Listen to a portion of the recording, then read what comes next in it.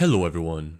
First of all, I'd like to wish you all a happy new year, and I hope that the year to come will be a good one for you. Today we're taking a look at a popular figure that most people would immediately associate with the devil, Baphomet. But in reality, it's a bit more complicated than that. Before we get started, if you are new to the channel and wish to see more videos on mythology and history, don't hesitate to subscribe to not miss the next ones. Baphomet is a mysterious symbol, a pagan icon that has gained a lot of popularity in recent years, especially in the occult communities and Satanism. He is often depicted as an anthropomorphic creature with the head of a goat, the torso of a human being, and black wings on its back. The origins and the symbolism around Baphomet have been the subject of many debates and interpretation throughout history because of its association with various esoteric traditions, secret societies, and religious movements, making it very difficult to pinpoint exactly when and how he first appeared in history. The first time the term Baphomet appeared in writing was in a late 11th century letter from a French crusader who claimed that the Turks invoked the name Baphomet during battle.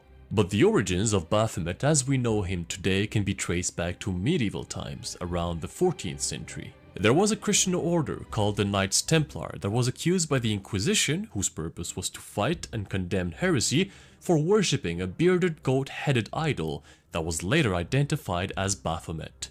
Whether these allegations were true or not is still unknown. But most people think that all these accusations were actually a smear campaign started by King Philip of France to dismantle the order. What we know is that many Knights Templar were arrested, brutally tortured into forced confessions, and then burned at the stake. Yet the origins of Baphomet likely trace back much further in time. Horned deities, including goats, rams, and bulls, were very popular in ancient civilizations. They were often revered as fertility gods. The ram god Ammon, worshipped by the Egyptians and the Berbers, was one of them. Same thing for Cernunnos, the horned god of the Celts, and Pan, the untamed deity of the wilds in ancient Greece. They all represented this widespread ancient fascination with horned figures. But it's probably the worship of the ram god Baphomet in the city of Mendes in ancient Egypt that has laid the groundwork for the later cult of Baphomet. The city of Mendes, located in the Nile Delta, was renowned for its unique religious practices, where the god Baphomet was depicted as either a long-horned ram or as a ram-headed man. Later on, around the 19th century, the French occultist Eliphas Lévy published a book called Transcendental Magic, and in that book there was an illustration of a humanoid goat he called the sabbatical goat, which was inspired by the ancient Egyptian goat of Mendes.